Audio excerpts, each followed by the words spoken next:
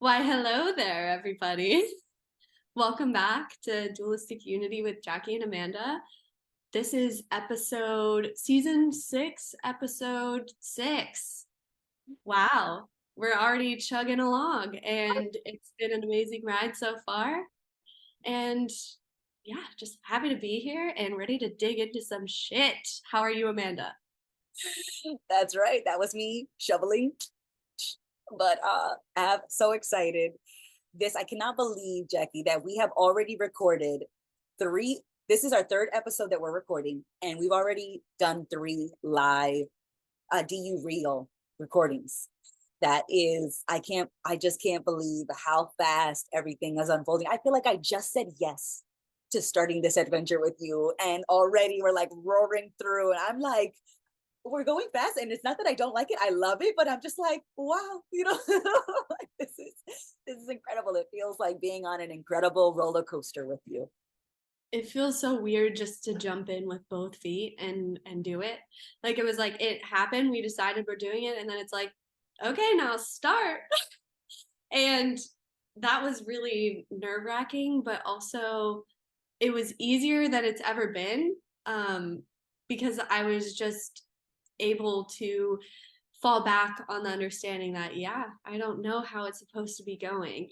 And I noticed that that concept or that idea that I have in my head about how it should be going is going to keep coming up, and it has been. But I'm just like, shut up. Not like you don't know what you're talking about.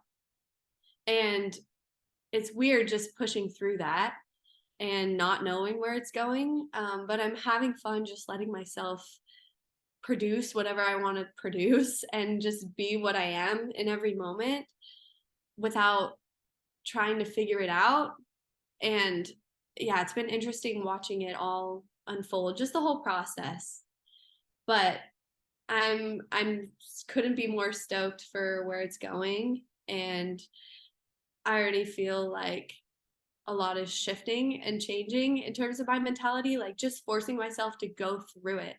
Like forcing myself to just walk through the fire even though I don't want to is it's the fastest way to burn through all the shit that's been stopping me in the past, like because it's proving to myself again and again, oh yeah, you can do things without knowing how it's going to go, and you in fact will be okay. Like no matter how scared you are recording an episode, you're going to be just fine when you listen to it in a couple weeks. Like it's not threatening to you to try, and that's something that I've been so afraid of. For what? It literally was just afraid of my own judgment. But now that I recognize that there really is no basis for judgment, because you can't really compare something that can't be pinned down. You can't, there's nothing to compare it to. And none of my judgments could ever possibly encompass the all and everything of what I'm expressing or what this is or what I'm doing. I just don't know, but I'm along for the ride. And it's cool to realize that I can just sort of sit back in my experience and participate, but not really worry about the results of that participation as much.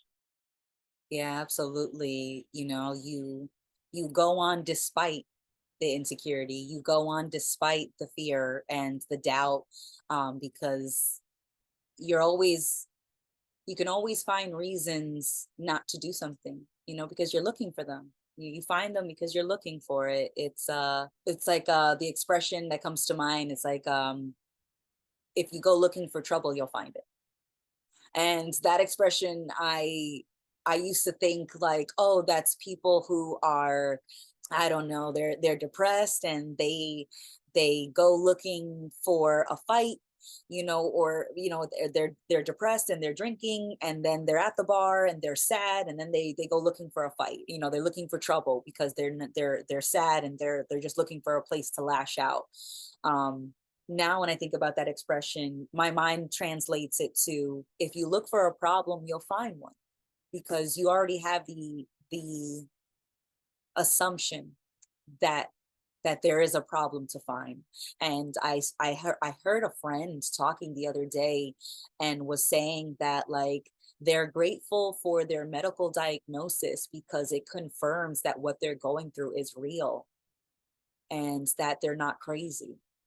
And that shocked me a little bit, that they were grateful for the diagnosis. And I don't know what it was, like I didn't ask, but let's say it was like obsessive compulsive disorder, and they feel like their compulsion is now valid or legitimate because they've got the label that says, oh, I have OCD. And so now it proves that, like, my tendency to hyperfixate on certain steps or processes in my day-to-day tasks, that proves that, like, I legitimately something's wrong with me. So it's not that I'm crazy, it's just that something's wrong with me. I'm broken, I'm defective. And they're grateful for that. And I'm like, could we just look at maybe that the environment or our mindset is a contributor to that tendency, and not that, like, it just proves that I'm not crazy?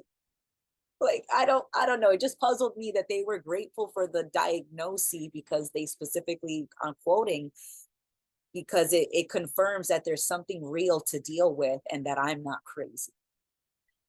I think we just so badly want the security or false security of thinking that we know what's going on. Because if we know what's going on, even if it's like a bad situation, like you're dealing with obsessive compulsive disorder, or the experience of that, I should say, of like, of basically control, and latching yourself onto control out of fear. There is something that is validating by saying, okay, yeah, this exists. Like, your experience of it is valid, but like, you are living that experience every day. So of course it's valid. Like, we just want to feel seen and understood, and we want to feel that, like, we're not wrong for how we're experiencing. And we come up with all these ways of doing that. But at the end of the day, it causes more harm than good, because it almost gives you an excuse to like put it on something else and not have to look at that within yourself.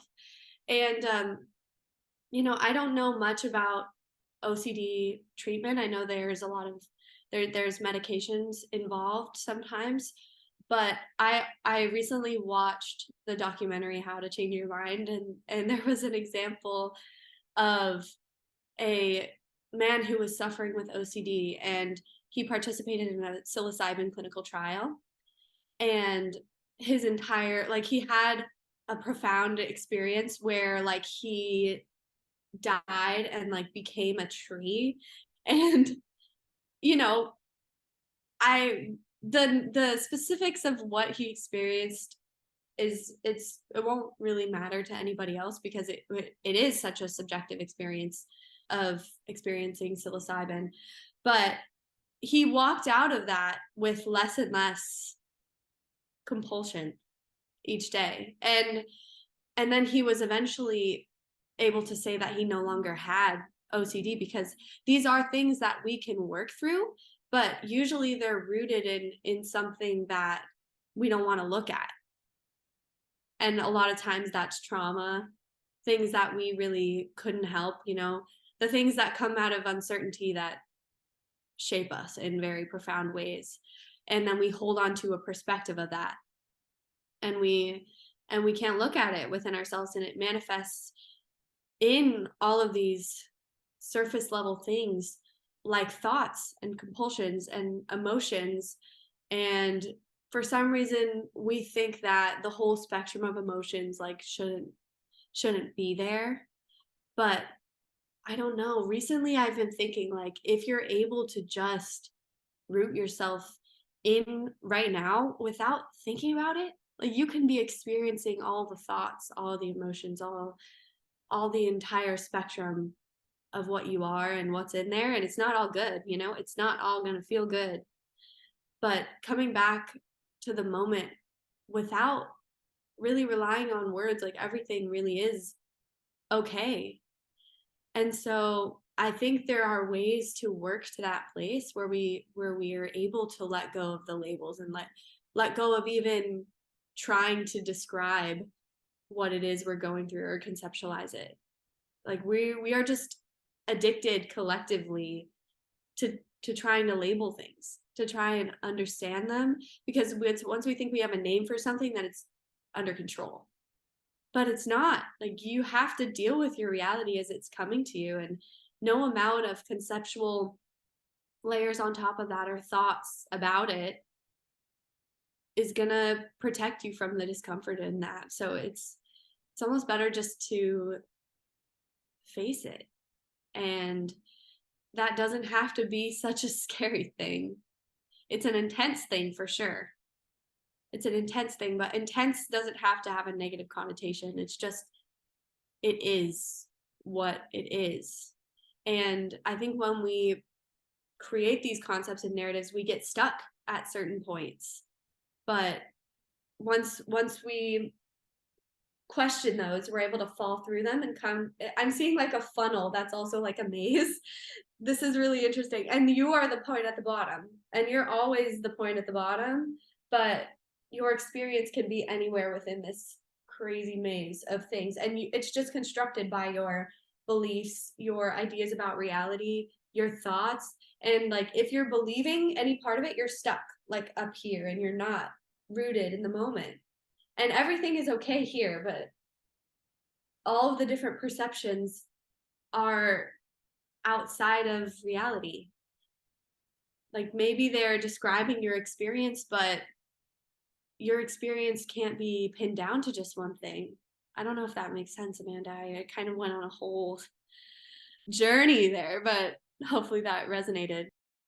Yeah, no, it definitely did. I like how you described it. It was that we think that when you label it, you can control it. And I think that we do that in a lot of ways, and we like having this label because that label can become an identity. Oh, I'm not just diagnosed with any disorder. I am that disorder. I am a, you know, for this example, I am an OCD person. I'm a person with OCD. You know, instead of saying I have a tendency to exhibit, or I have a tendency towards obsessive compulsive tasks, or an obsessive compulsive fixation. I have a tendency to do that, versus saying, you know, I'm a depressed person. You know, when I was younger, my mom had a distaste for the word depression.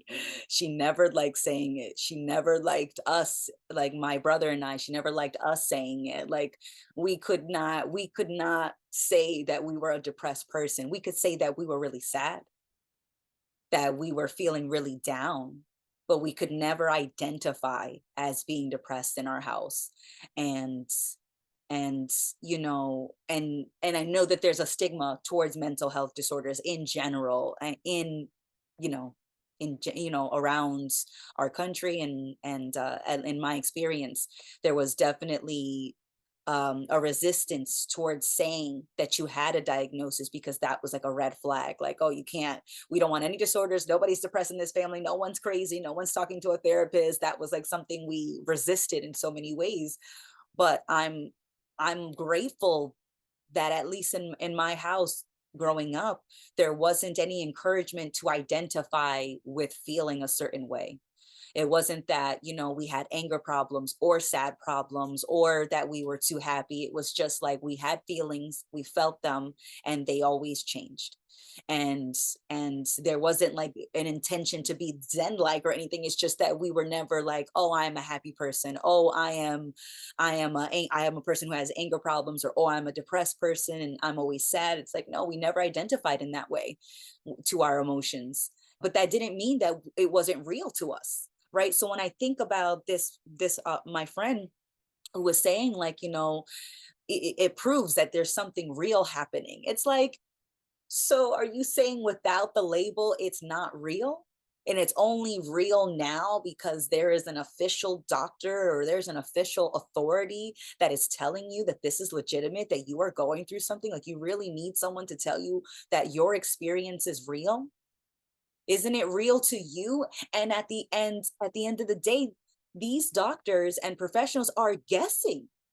They don't actually know 100% with no doubt. There's like they are guessing. They are hearing you talk about your life, or they are looking at your physical body. They're looking at the lab samples, and they're like, okay, so when this and this happens together, usually it means this. And then that's how they're running with it. They're not like reading over the test results going like, okay, without a doubt, this person is depressed, or this person has OCD. And like, these people are straight up guessing as to what's going on between your two ears, and they are going off of a lot of assumptions, and they're trying to put you in a box.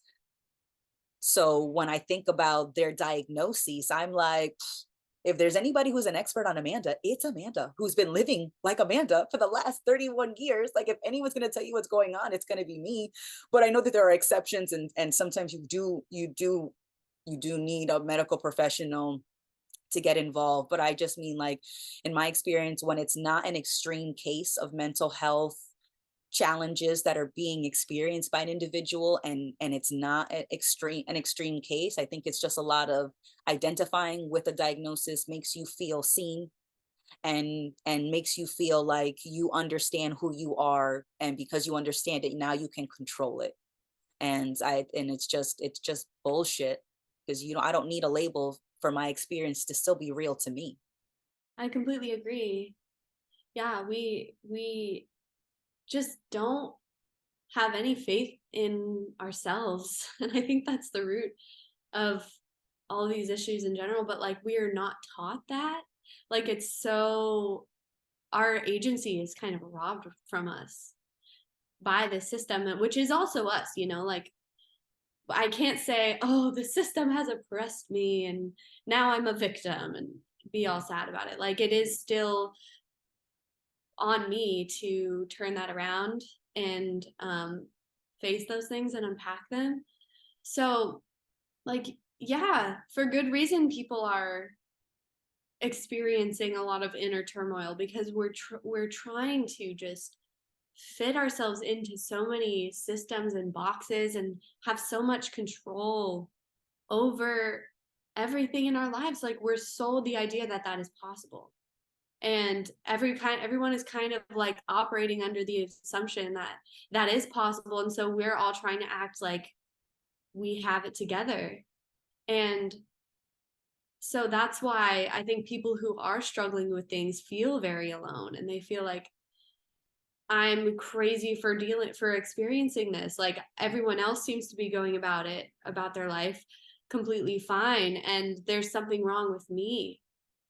So I do think it's important to have people there to be like, yeah, like there's nothing wrong with you because you're experiencing this. Like we are in a system that isn't built for living, breathing organisms who are in a reality that where our system is not based on the rules of reality. It's a made up game basically, under the guise of control when that doesn't actually exist. And also, like talking about even the diagnosis of mental disorders, they use DSM criteria, which is like a list of symptoms, and like you have to have a certain number of them to be qualified as actually having the diagnosis. But going back to something we were talking about yesterday, like there is no black and white, there is only gray area. So like you could be experiencing, what if you're experiencing just like one or two less symptoms of whatever this is? Like you can't say you have OCD and then it's just like you are crazy. Or like there's so much variation in how we experience our subjective experiences, and how every single person who has one diagnosis experiences that condition. And yeah, so I think it's all just far too subjective to, first of all, be able to label these disorders. And often, like, people who are diagnosed with one disorder will be diagnosed with more than one, like comorbid disorders. Like, people with an autism diagnosis oftentimes also have an ADHD diagnosis, or like a lot of these often recur together. And like, how do you tease that apart and say this is that and this is that, and here are these specific things that you need to do, or here's a pill that you can take and all that's just going to resolve itself. And so I was actually on the path of clinical psychology. I went to school for psychology and I wanted to be a therapist. And I thought that by understanding and learning about the brain and learning about personality and cognition, that it would all click and make sense at the end and be like, oh yeah, like this is just, there are specific things that you can do to heal somebody. And my perspective of that has completely shifted to no, like people can only heal themselves, and you can give them tools and you can talk through it. You can empathize with them because that's profoundly healing. Just I truly believe in like talk therapy and expression as being one of the most valuable tools in for somebody who is struggling. But now more so, I'm interested in more holistic therapies that are getting at the root of the problem. And talk therapy is one because you're able to just work through the root of the problem, like the traumas and the way and the things that you've been habitually thinking and feeling, or things that you experienced, and how they're influencing you in the present moment, and just being able to unpack that. But other things like that, for me, my yoga practice has been something that's been healing. Just learning that I don't have to judge myself as I go, learning to be aware of things within my body and feelings, and like reclaim them or welcome them in, and not having to fight myself so much.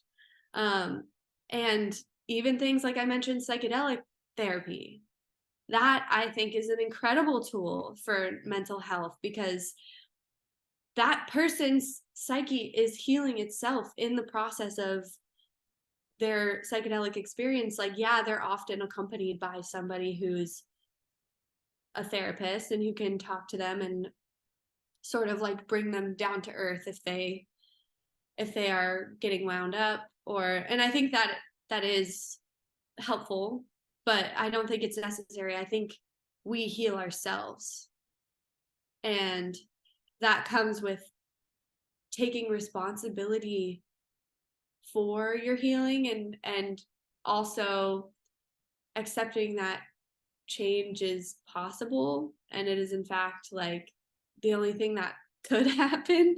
I think people, like, a diagnosis is at once validating, but it's also like an excuse, because you just can accept that, oh yeah, this is just how I am, and then I don't have to do anything about that.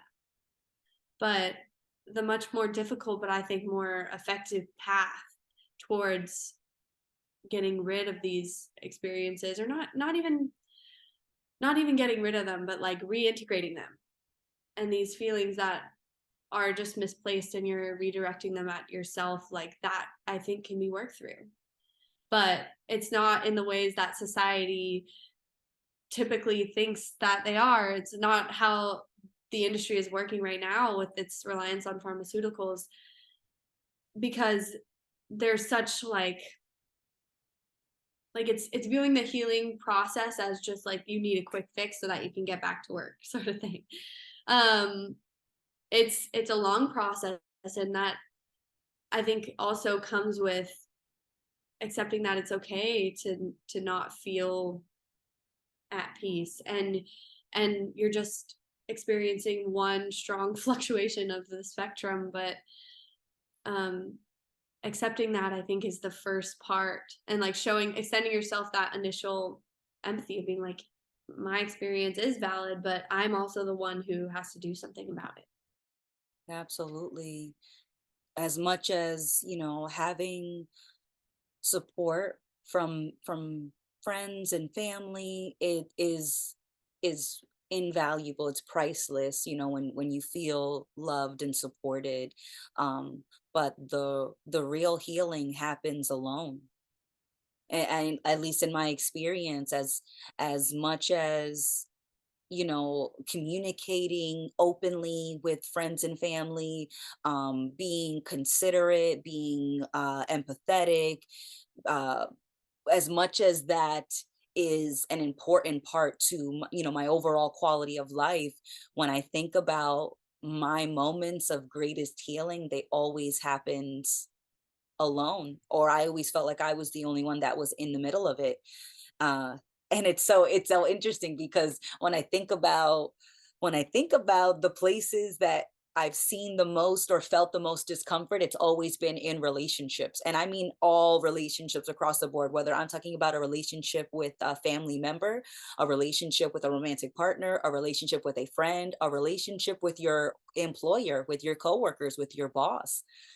You have relationships in so many ways. And anytime I think about places I got hurt, it's always within the context of a relationship with someone else.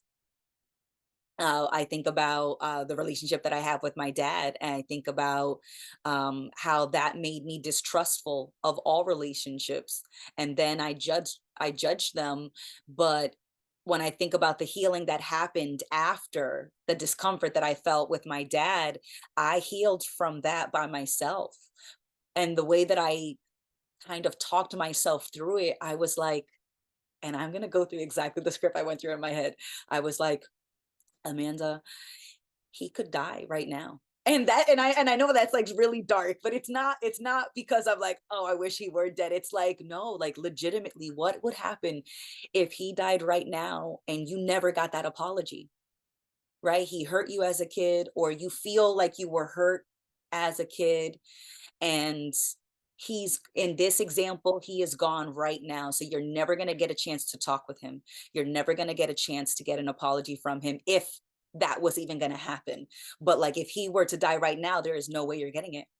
So what are we going to do? Are we just going to always be hurt because we never got a chance to talk about the things that he did that bothered me, or the memories that I was holding on to, or the injustice that I endured, like when I think about it, I'm like, man, if he were gone, like we would just have to sit with that. There is no apology. He's not here anymore in this example. And I thought, I don't need the apology. I don't need to talk to him to heal from those moments.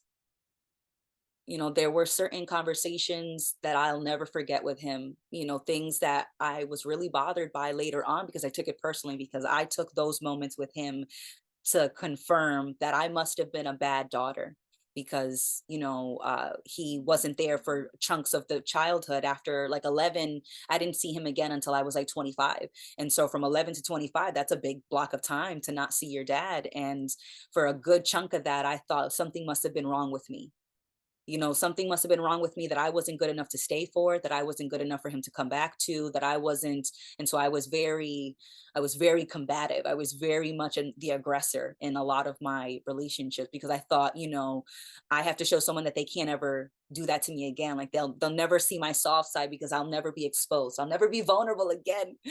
And the only way that I got through that, or not only the only way, the way that I happened to get through that, was by realizing that I never needed him for the healing part, that I never needed him to tell me that I was a good daughter, that I did nothing wrong, that our falling out had more to do with what he thought was wrong with him.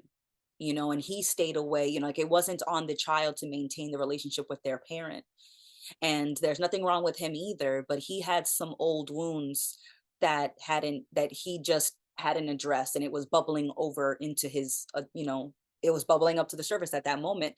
And I thought that that meant that something was wrong with him or me or both of us, and it wasn't that at all. It's that there was nothing wrong with either of us, and I was the first one out of the two of us to realize that.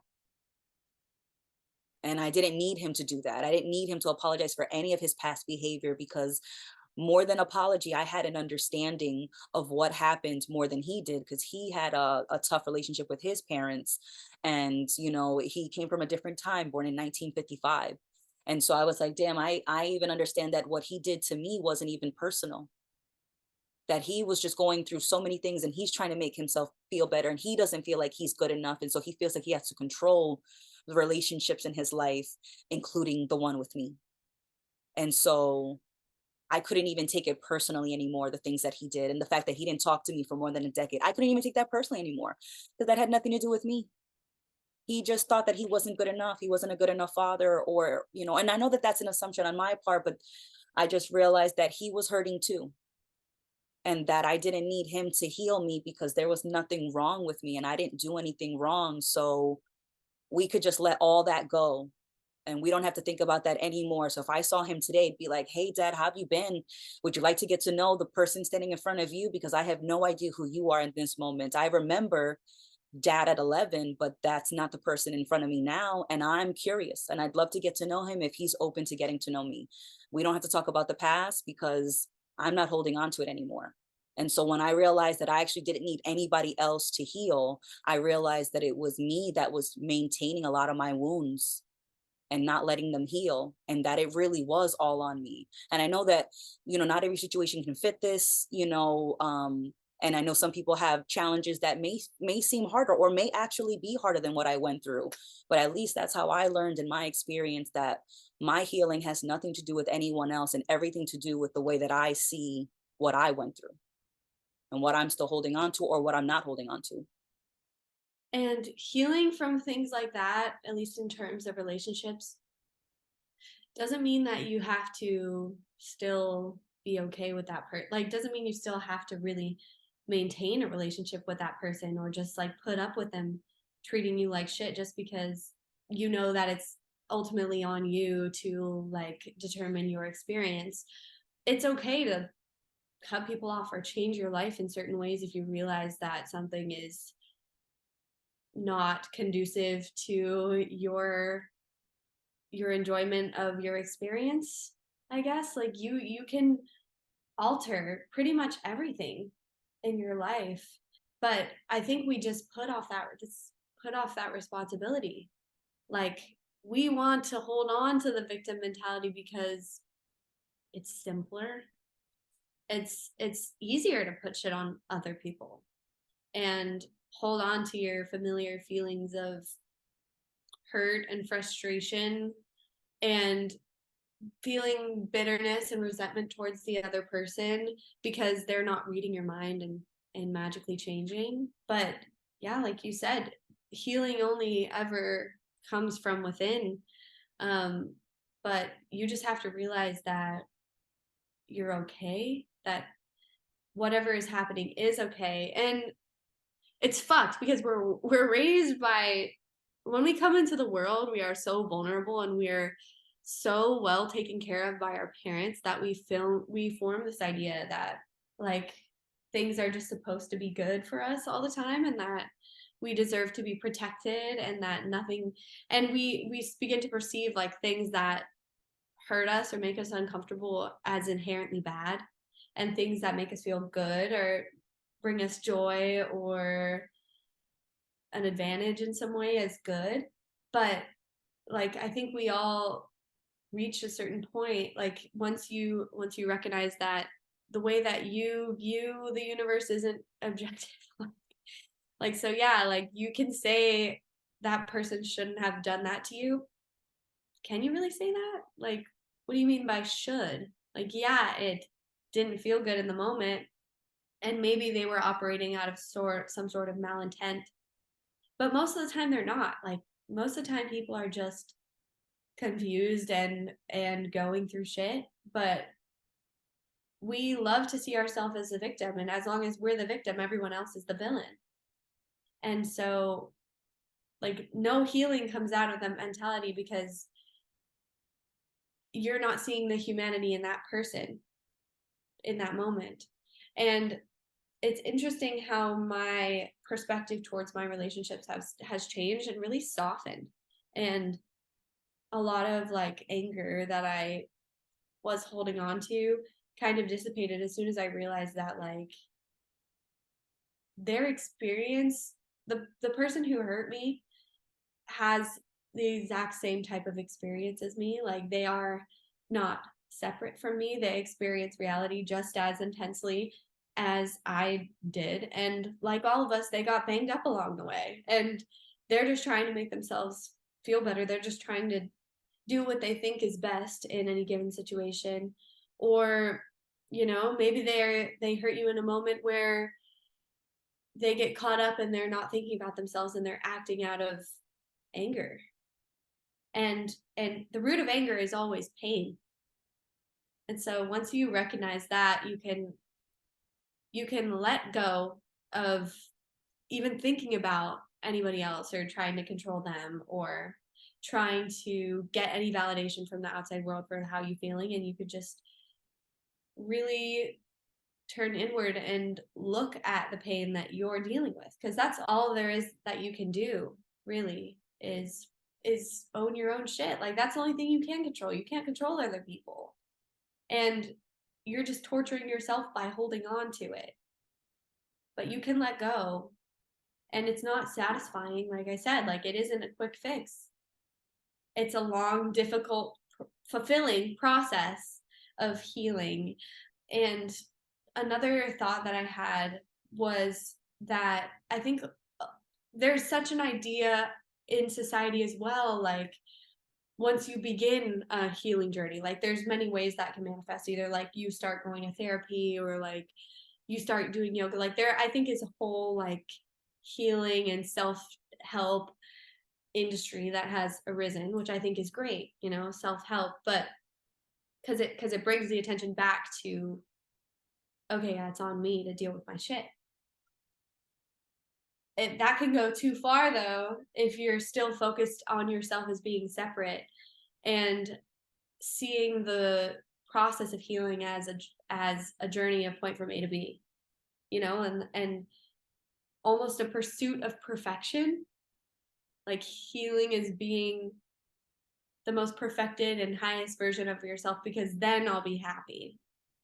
So it becomes the same familiar devil, just in different clothing, the wolf in sheep's clothing. You think self-help is going to help you, and then it's another way to turn against yourself, and it can be carried out too far to the point that you actually hurt yourself more by trying to heal yourself. So I don't think you need to think about healing as a journey. It's just really, I think the point of all of this, like the discussions we have in DU, and I think ultimately the goal of spirituality and self-help is just feeling okay right now, being able to improve our relationship with the moment. That's really what we're looking for.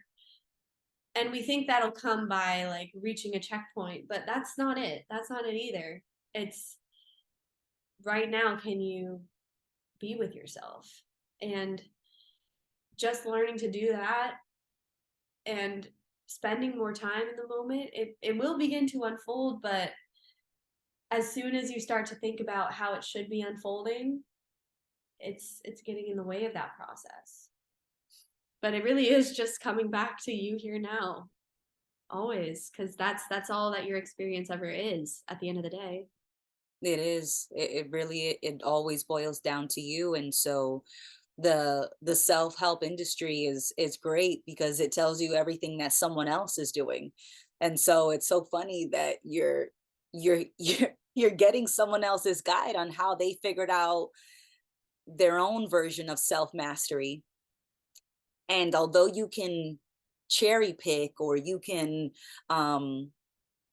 maybe try something that someone else tried, ultimately you have to write your own guide, and spend time with yourself, and be your own therapist, and be your own friend, and be your own support system. And this is not to say that you don't have anything externally. It's just knowing that it starts with you. Like you're your first friend, you're your first support system. Especially, I feel that way more so as an adult, because as you're a kid, of course you're leaning on your parents, of course you're leaning on your teachers and your friends a lot more. But for the adults out there, like you are You are the first person you wake up to in the morning. You're the person you go to bed with. You are with yourself all the time. So who better? Who better to be your friend? Who better to open up to be honest with about the things that you judge and the things that you love about yourself? Like, when I think about going to a therapist, or at least when I used to think about it, it was always like, this person is still going to funnel everything that I'm telling them through their lens, through the lens of how they live their life for them. And so their advice is going to be biased. They're going to make a lot of assumptions based on their references and their upbringing and what they like and what they value. So I'm going to go through that funnel, and hopefully I come out not looking too shabby. And they might want to just give me a diagnosis, which always felt like answering the question, what's wrong with me? And I never liked the idea of going to a therapist, as I never liked the idea of asking someone and them telling me, well, specifically, this is what's messed up with you. This is what's wrong with you. You have this tendency, you have this disorder.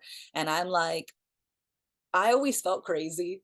So I never really was bothered by like being a crazy person. I just didn't like diagnosis because I was like, damn you if you think that you're going to tell me what kind of crazy I am. Like, I know I'm crazy. I know this. We are not a sane person. We're a weirdo. We do weird things. We are a crazy person. We do crazy things. I'm not disputing that. But I'll be damned if I'm going to feel bad for my weirdness. I'll be damned if I'm gonna feel bad for my craziness. My craziness is my craziness, and there's a method to my madness. And I've been saying this for years because I like that I don't always fit the status quo. I like that I'm a weirdo that sticks out, because usually I stick out because I'm having fun doing something that is fun for me, and it just doesn't always assimilate well into the expectation for what a woman is supposed to be, or for what a young adult is supposed to be, for what a whatever, a young student, a young professional. Like, I've been told so much of what I'm supposed to be, and I'm just like, okay, we'll do that a little bit, but then I'm gonna go be a weirdo. But when I'm not like performing and being like what society expects me to be, like when it's most strategic for me to do that, I'm the weirdo who's dancing up and down the street, or singing in public, or doing my hair in pigtails, and I'm like 31 years old and I'm still doing my hair in pigtails like I did when I was like 8. And it's like, it's my hair, it's my head, and I'm gonna do what I want. so so I never thought that being a weirdo was like a problem, and diagnosis definitely make me feel like something's wrong. And like, or at least that's my association. When I think of a mental health disorder, I think something is wrong with that person. Something, that's the connotation that I kind of was raised with. And so I'm like, yeah, maybe they are a little crazy, but like, you make your crazy work for you, because I don't like the idea of people needing to be proper all the time. Like, that feels more wrong than someone who loves trains and knows everything that you could know about trains, right? And they love their trains. They probably watch trains, what someone else might think is too much for them, but they love their trains. They've got movies, they got train pajamas, they've got train sheets, they love their trains. And I'm like, I love that you love trains so much. Like, that's amazing. Like, and it's like, oh no, they've got a disorder, they've got an obsessive like fixation. It's like, they love trains. There are worse things you could love, that intensely. They let them love their damn trains. Yeah, that's a little weird, but you're telling me there's nothing weird about. There is something weird about every human on this planet. In my that is my assumption.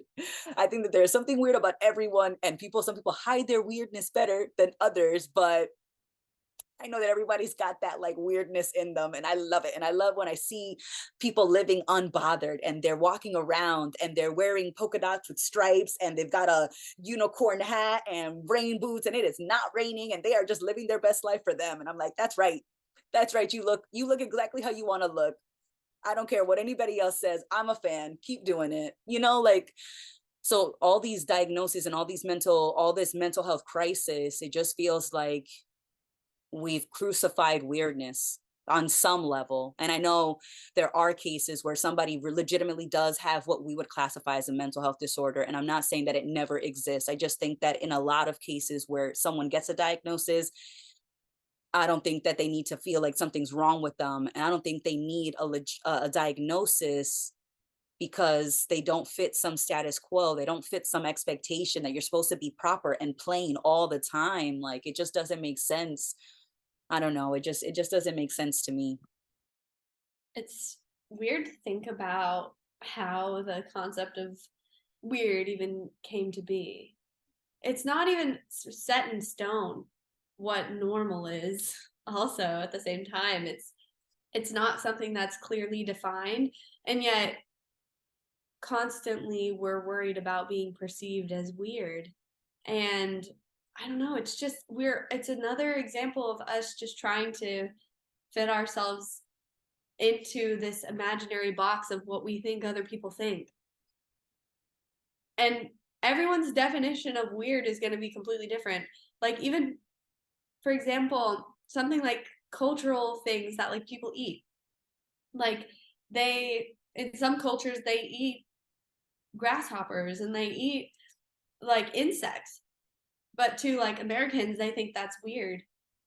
And so it's all just a matter of perspective at the end of the day. But like, of yeah, of course everyone is weird because we are just what we are. We're existence. We're everything that ever could be. We are both weird and normal at the same time because everyone is weird, so therefore weirdness is normal. So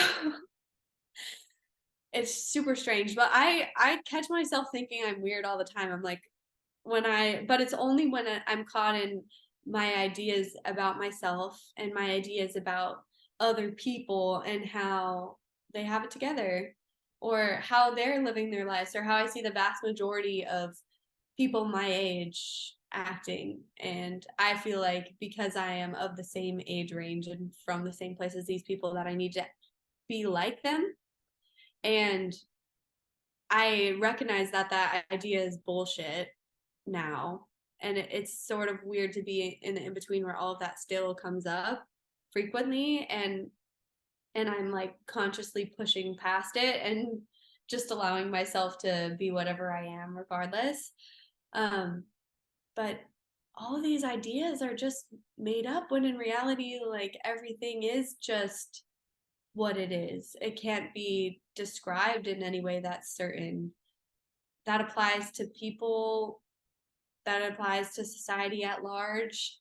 And the amount of suffering that comes out of it is incredible. And that's the price we pay for control that's not control, because even if we are trying to be normal, people judge you for trying to be normal. So like what are we living for? Who are we living for? We're trying to live our lives from this like imaginary third person perspective that we imagine is like everybody else's perspective of us. But once you realize that's bullshit, that you're only left with your own judgment and perception. And like, we want the security of knowing that we're making the right choices or doing the right things, or that we're going to be okay. We just want to know that we're going to be okay. And so all of these reaching outward for validation, all the ways that we do that is just coming back to that. But here and now is all you ever have. So if something makes sense to you right now, or you want to express yourself in a certain way, that's just as valid as any other way that you could be expressing. And judgment of it is pointless at the end of the day. And that's a tough lesson to learn. But it's only tough when I say it's tough. You know, that's the victim mentality coming back, being like, oh, it's so hard. I'm a victim. I can't just, my thoughts won't let up. Like, I'm struggling, until I stop narrating my life and just start being it. I don't need to constantly narrate everything. The narrator is full of shit. I can just watch the scene as it's unfolding. The narrator isn't necessary. Although it can be funny when they pop in from time to time just to be like, haha, you again. You with that old story, you big goofball. Like, it's not about crucifying the narrator either, but just being like, not listening to them as an authority anymore. Them as in other people, and also them as in your critical inner voice. Yeah, absolutely. And because I do imagine that like everybody could get a diagnosis. If I swear, if we were actually able to get everybody into a therapist's office, I don't think there'd be a single human who would walk out of those offices without a diagnosis. You know, I feel like everybody can fit the criteria of at least 1 to 5 different disorders, like depending on the criteria. Because you're right, you know, like when you qualify, when you reach the requirements of one, you usually meet the requirements of a few different ones because a few different disorders have similar symptoms, similar requirements to get the diagnosis. That's always like, oh no, there is no way if we actually had everybody assessed by a therapist we'd all have diagnosis. And then is that supposed to prove that like everybody there's something wrong with everyone, or is it just that we have a very rigid idea of what people are supposed to be, and it's so rigid that it makes it look like something's wrong with everyone? Because the criteria makes it so that just being a human, just being an uncertain human, that you can't always predict what a person's going to do. And because they're unpredictable, that means they're unstable. That means that there's something wrong with them. Like, and so to not get a diagnosis, you have to be someone who is never losing their temper, someone who never is overwhelmed by emotions, who is never depressed, who never has sad feelings, or is never succumb to days in a row of feeling low, a person who never lashes out in any way, who's never passive aggressive. I was like, I'd love to meet that person. I would love to meet that person who is never passive aggressive, who is never like lost in the narrative of who they think they are, at least of once in a while. I don't think that person exists, and because that person doesn't exist, I'm very skeptical of a lot of diagnosis that a lot of people have gotten. And I'm sure that I would qualify. That's why I was like, I think everybody would qualify in some way. They meet some criteria. And another thing that shocked me when I thought about my perception of myself compared to everyone else is that even though I thought I was crazy and I embraced that a little bit, I kind of thought that I was a little crazier than everybody else because I did that. Like because I recognized my craziness and kind of liked it, I was like, that must mean that I'm at least a little bit crazier than everyone else. Everyone else has got to be a little more normal than me, at least.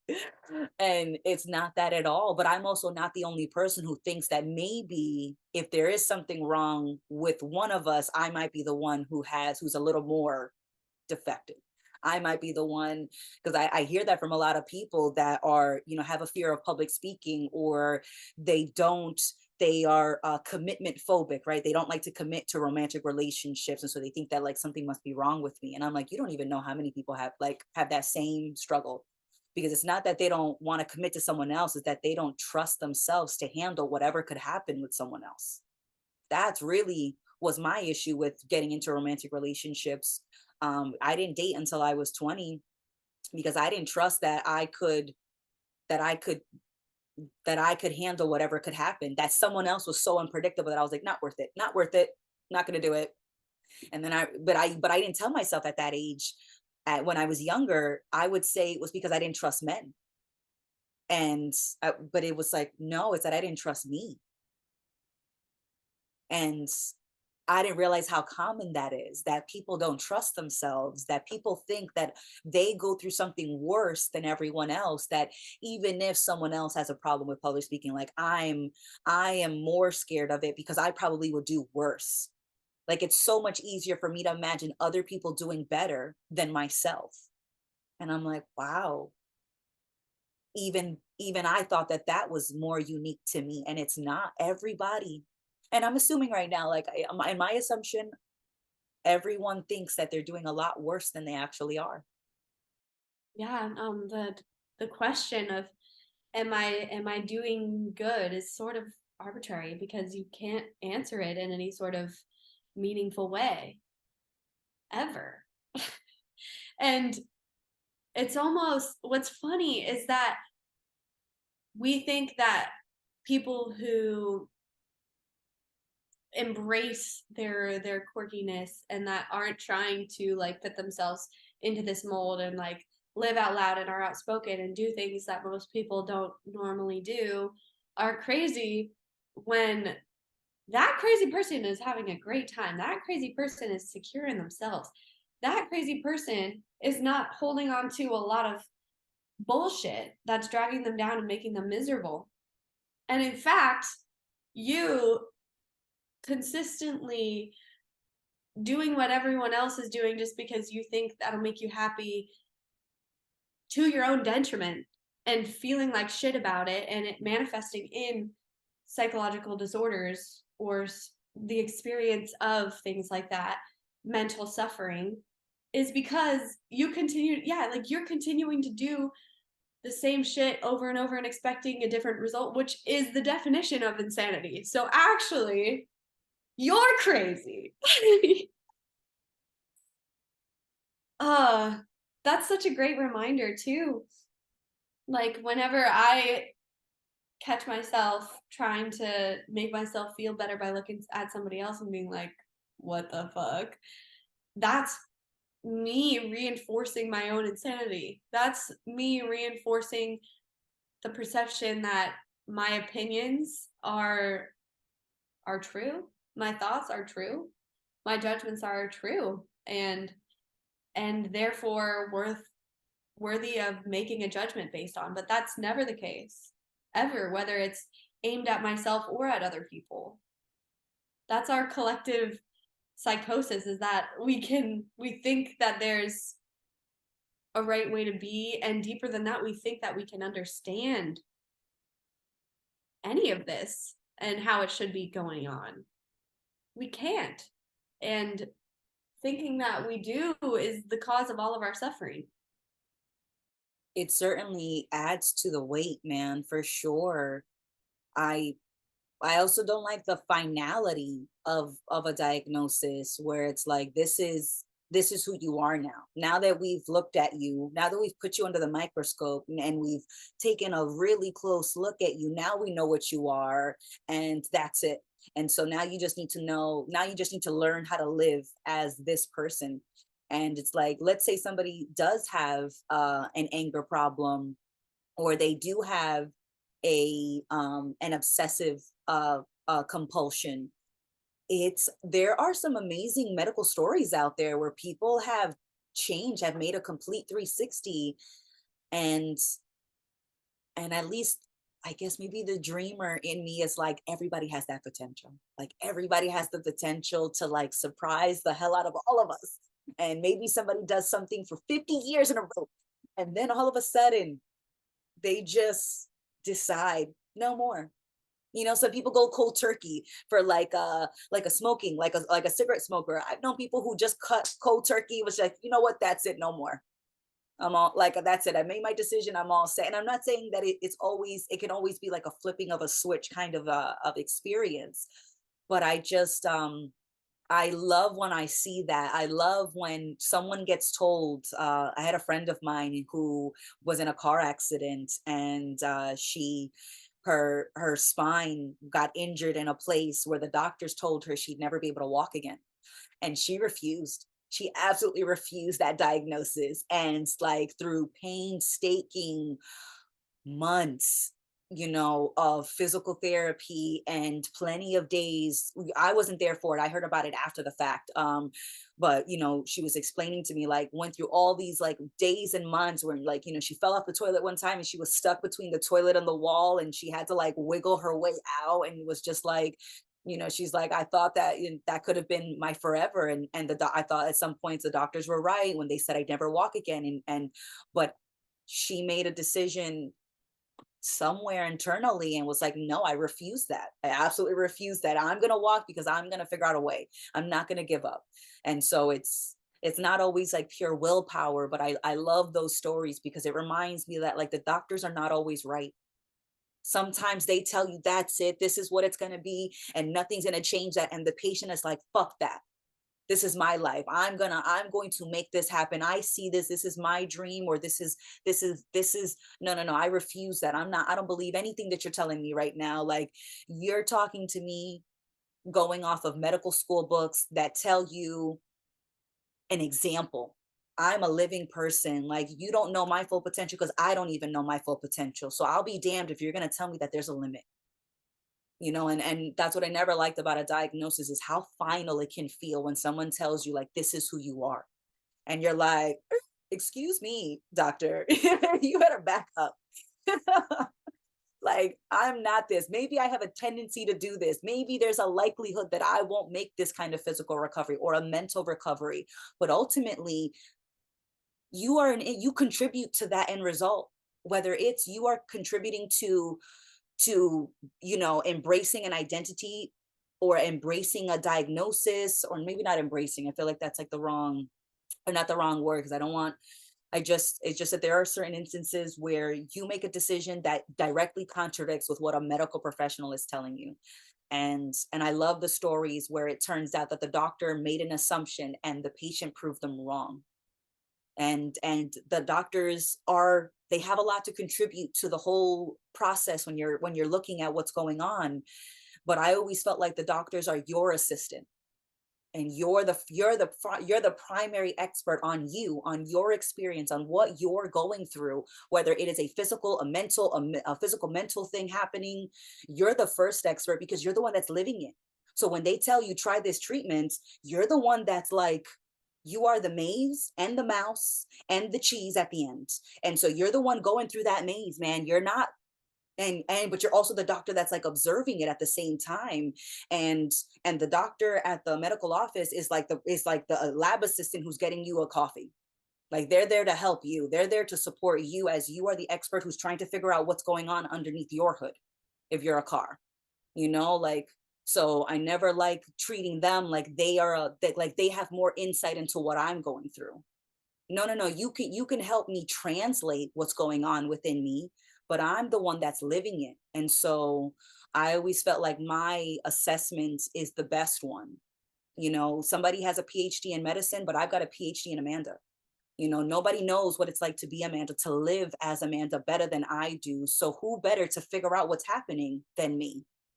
And I do want the medical professionals, I do want their help, but you're helping me. I'm not helping you. You're not the authority on what's going on with me. I'm the authority on what's going on with me. And it's not that I'm trying to say that I'm in control. It's just that it's my responsibility to be my experience. It's my responsibility to understand the experience that I'm having, and other people can assist me as I'm trying to maybe digest it. But ultimately, I'm not just gonna accept another limitation that somebody else is giving me. I'm already trying to process the limitations I live through, that I create. So I really, in many ways, like, reject it when I hear it from something else, because I'm like, there's a 50-50 shot that you're wrong. There's a 50-50 shot that I'm wrong, but it's more likely that you could be wrong, because you're making more assumptions, and I'm going off of firsthand experience. So when I make an assessment on what Amanda's going through, it's based off of firsthand experience that I lived through. When they're making an assessment on what I'm going through, they're making that assessment based on assumptions on what they think my experience is. And so that's why I take their assessments with a grain of salt. And I'm like, noted, but that also might be disregarded. And there are so many stories like that where people heal themselves miraculously, or like they try a treatment, like they have like a terminal cancer diagnosis, and they try like some holistic treatment method. Like, I know there are cases with like turkey tail mushrooms or something like that, and how they like can help with healing from cancer. And like there are people that have gone into full recovery from like being in that state where like a traditional Western doctor would say like, you're kind of at a loss here, like there's not much we can do, like we could operate, like we could try chemo and radiation, or whatever methods that we have or we're used to. But you know they kind of like, but they don't really give you much hope. And it's not that we need to live in delusion that like we're like it's not a possibility for us to die, or like, or to like, if in the case of like mental disorders, or to like live with that forever, because that could be your experience. But as long as you settle on the certainty that what other people are saying about you is true and it's always going to be true, that's a self-fulfilling prophecy, because you're not even going to try to push past that. You're gonna fall into that victim mentality of just like, yeah, this is how it is. And you see that even with things like the placebo effect. Our mind is so powerful. Like, if we think we can heal, we can heal. And it just comes from, honestly, just turning our attention inward and making that a possibility within our experience. And then, sometimes miraculous shit can happen, but miraculous shit isn't going to happen as long as you close that door in your mind of it being a possibility, because you are the creator of your own experience, like, and that goes deeper than I can even conceptualize. Like, I am my own healer, but I don't know how I'm healing myself necessarily. But like, my body just knows how to do it. I don't know how my wounds heal. Like, I don't know when I cut myself, how all the parts come back together. That doesn't make sense to me, but like, whatever I am underneath this conscious experience of Jackie, just the intelligence that created my body and that I am a manifestation of, it knows what to do. It knows how to self regulate. And if I can just tap into that, like, sort of beyond the realm of thought and concept about how I should be healing, I can listen to myself deeply and heal myself without really even realizing that I'm doing it. And that, I think, is just so mysterious and wonderful. And yeah, it's not banking on any sort of certainty at all, but at the same time it's banking on the only thing that you know to be true, which is your experience and how you feel. And you're the only one that could possibly have any sort of idea of what the best thing would be for you, because you're the only one living your experience. There isn't objective truth for everybody. Like, the closest we can get to that is our subjective truth. So just learning to trust that, it's like a muscle that you can build, and you can do incredible things with that muscle. But that first comes with getting comfortable with uncertainty. And that's an ongoing process forever and ever. Uncertainty is never going to be comfortable, but that's where potential is. That's where magic is.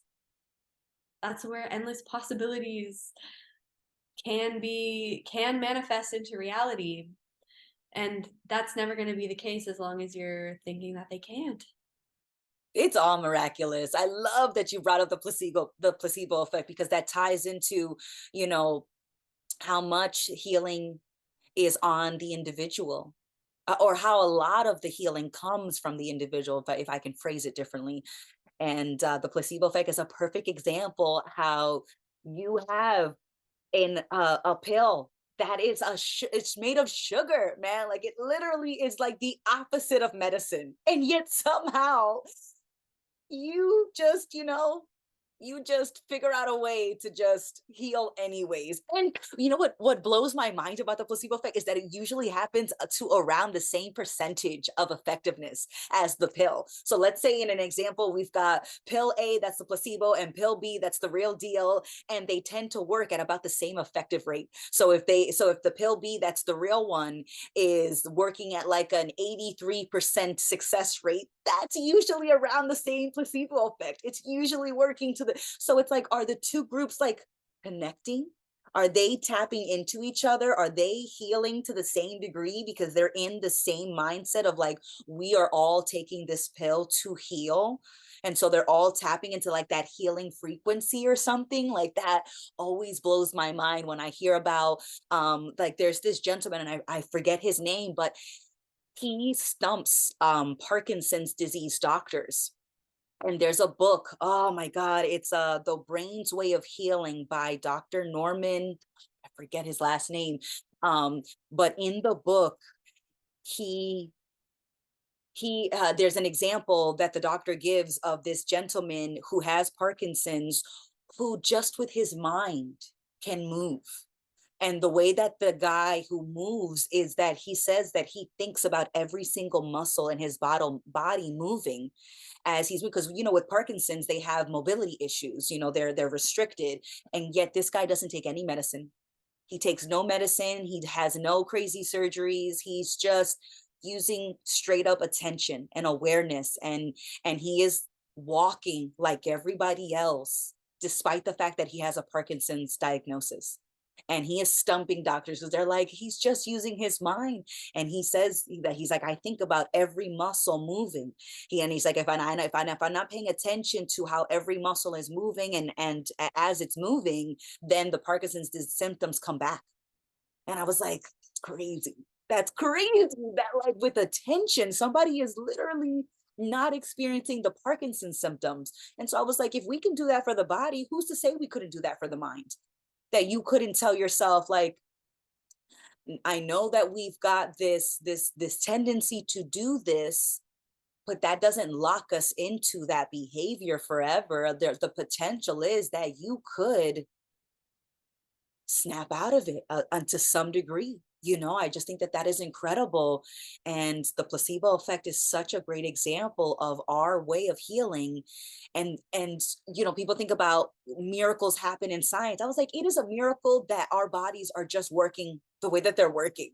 Like the fact that all I do is really eat, and then my body takes that food and then it digests it, and then all those food becomes skin cells and brain cells and bone cells, and it helps fuel the heart, and the heart is pumping without me having to do anything, and I'm just breathing without having to do anything, and then I can do something and make it better. Or when, like you said, you cut your finger and you get a paper cut, like you never have to say, okay, heal.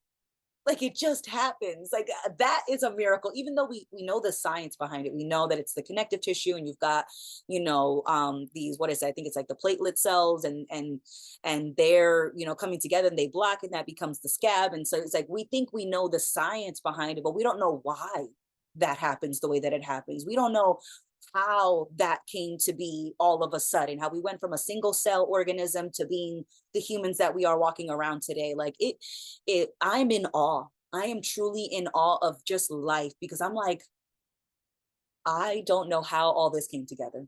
I don't know how all this is working. Like this is magic. Every moment is magic and is a miracle. Because I'm like, this is incredible. This is incredible. All I have to do is wake up. That's all I had to do was wake up, and here we are ready for the ride. Like that is incredible. It feels like such a miracle that that happened. And so when I have a friend, or I have a coworker, or I hear about somebody who gets like a cancer diagnosis, I always make an effort now to remind them, don't forget that your body knows how to heal, and you never have to ask it to. Your body has a tremendous healing ability, and in a lot of aspects, you know, so does our mind. But when I talk to the people who get like a cancer diagnosis, I always tell them, don't forget that your body always heals. When you get a paper cut, you never have to ask it to heal. So don't forget that your body has that healing potential all the time. It never loses that ability. So trust your body could bounce back from cancer. Trust that your body could reharmonize, reset itself, or heal from this. Like, don't think that this cancer diagnosis means like that your body couldn't bounce back. Of course it could. There's no guarantee that it will, but just I remind them that like your body is always in a state of being able to heal itself. So have faith that it can do that even in an extreme condition like with cancer, because other people have done it and you have that same potential, you know. So having that trust in your body helps. You know, I have made an effort to like hug myself, like to physically hug myself, and to just thank my body sometimes. And I'm just like, thank you so much for doing your thing, you know, and thank you for, you know, not giving up when I made it really hard to do your thing. I know I've made it hard, and I talk to it, and I do talk to my body, and I'm like, thank you so much. I know I made it difficult, and I starved you sometimes, and I put drugs in you, and we drank and we didn't eat, and like, I'm so sorry. Like I abuse you sometimes. I'm so sorry. And yet sometimes you bounce back. I love you. Thank you so much for always bouncing back, despite how I sometimes I'm good to you and sometimes I'm not. And I talk to my body because I'm like, thank goodness you're in charge. Because if I was in charge, we would have died ages ago. Like, thank goodness that you don't need me to do much besides like just feed me, let me sleep every once in a while, and don't fall off a bridge. Like it's got simple instructions for me. Just feed me, let me sleep a little bit. A cup of water won't hurt, and keep your stress down. Like it gives me very simple instructions. It knows how to do everything else without my direct involvement.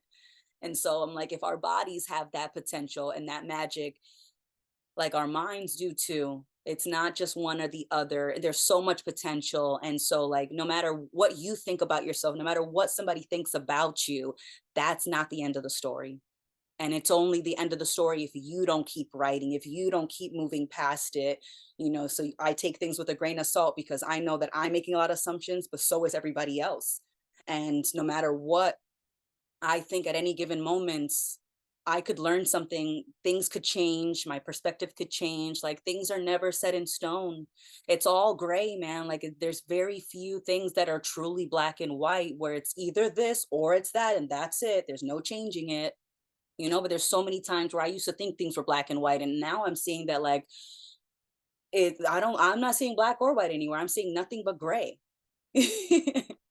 Yeah, and we limit ourselves as soon as we settle on a thought about what's happening. And it applies to like every single situation. But when you were talking, Amanda, I was thinking like thought is just based on the past, and the past is dead. Like the past isn't what's happening right now, and what's happening right now is something that's never happened before. So I don't know, like why do we settle on these thoughts? I mean, obviously, I know why, because it's the only thing that we have to settle on. It's the only thing that could give us any semblance of security. But once you realize that's false security, you can see that holding on to thoughts or ideas about how things should happen or how they will happen or how they should be happening, settling on those thoughts just, it's not that it limits the potential of what you are underneath that, which is just what is that, I mean, maybe it does. Like it's like a self-fulfilling prophecy. It's the placebo effect in the opposite direction. Like either you're going to settle on certainties about, this is the way it is, or maybe not. And maybe not is where everything comes from. That's where healing comes from. That's where possibilities come from.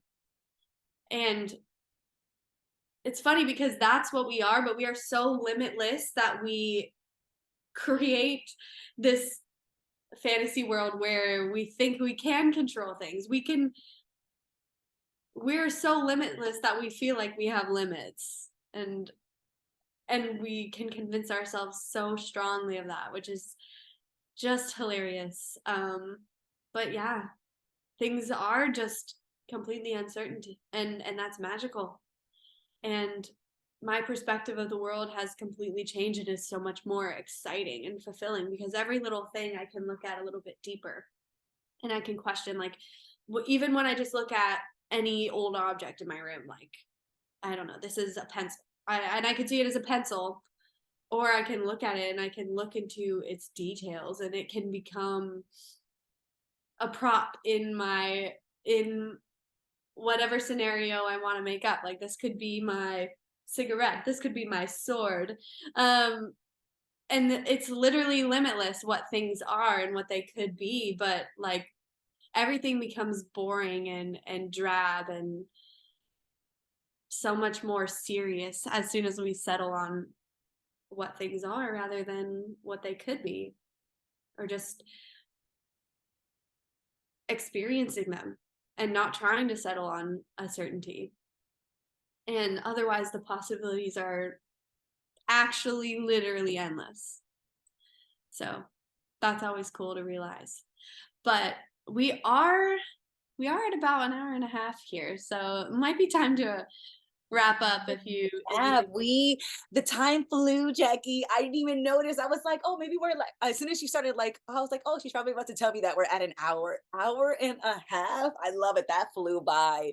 And it's just because it's such a fascinating conversation to talk about our potential and the way that we view things and how we think things are set in stone. But like there's always the possibility for change. There's always the possibility for growth and evolution. Like very rarely are things actually set in stone, and having it set in stone in a concept isn't actually it being set in stone, because you can always change the concept. And the way that we have all these structure and all these labels in today's day and age, like it's just not working. It's just not working because we have all these labels, we have all these structures, we have all this seriousness, and everybody's fucking miserable to some degree. Everybody is like not feeling it.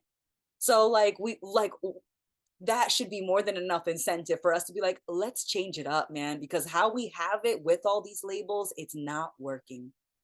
Not collectively, not individually. So I am glad that we are exploring this and just taking on another look at it with fresh eyes, and just not thinking that just because this is the way it's been is the way that it should stay. I reject that premise. Just because it's been that way means nothing. We can always take a look and say, is this actually working? Because we never have to keep it going. We can always change it. So I'm really excited to just keep exploring and keep looking at things because we can. yeah, we can. And we're just here living for ourselves and proving to ourselves that we can live in that space of uncertainty. Like you can live with fresh eyes in every moment. And even if you get caught up, that possibility is always there to look at something with fresh eyes. And that's the most freeing thing in the world. Although it's not certain, it's not going to be comfortable, but anybody who's promising you certainty and endless comfort is lying anyway. So at least we're being straight up about it, you know? And you can be okay amidst the chaos and the uncertainty because you aren't what you think you are. You are the all and everything of what is, and just realizing that and seeing what's possible with no direction. It's a great journey. But thank you all for tuning into this episode of Dualistic Unity, and we'll catch you next time. Bye.